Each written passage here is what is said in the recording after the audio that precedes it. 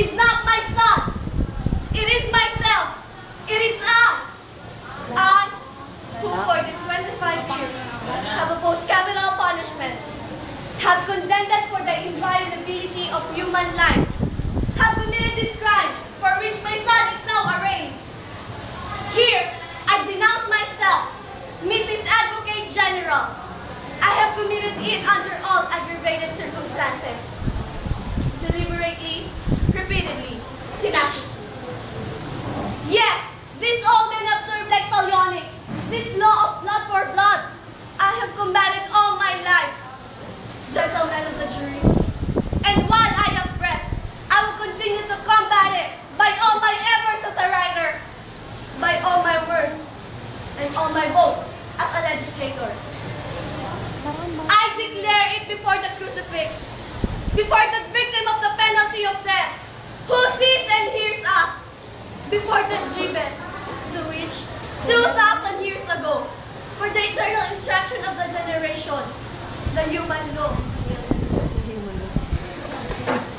In all that my son has written on the subject of the capital punishment, and for writing and publishing that he is now on trial, in all that he has written, he has merely proclaimed the sentiments to which, from his infancy, I have inspired him. Gentlemen, jurors, the right to criticize the law and to criticize it severely, especially penal.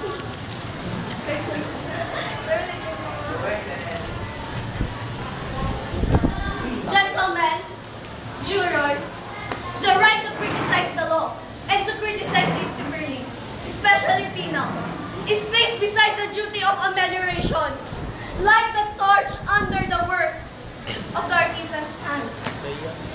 The right of the journalist is sacred, as necessary as the right of the legislator. What are the circumstances? A man? A convict? A sentenced wretch is dragged on a certain morning to one of our public squares. There he finds the scaffolds. He shudders. He struggles. He refuses to die. The victim clings to the scaffolds and shrieks for pardon. They drag him forth, haggard, bloody, weeping, bleeding, howling for life, calling upon God, calling upon his father and mother. What like a very child. And this man became in a prospect of death. They drag him forth to execution. He is hoisted. And his never kneels. And then through every conscience runs a shudder.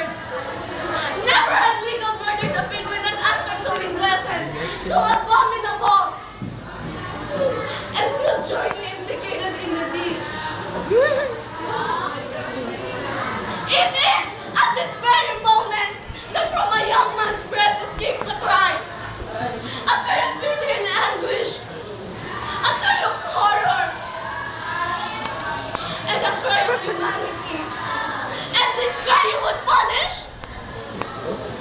And in the face of the feeling facts which I have narrated, you would say to the guillotine, "Thou art right to pity, say pity. Thou art wrong." Gentlemen of the jury, it cannot be. Gentlemen, I have finished.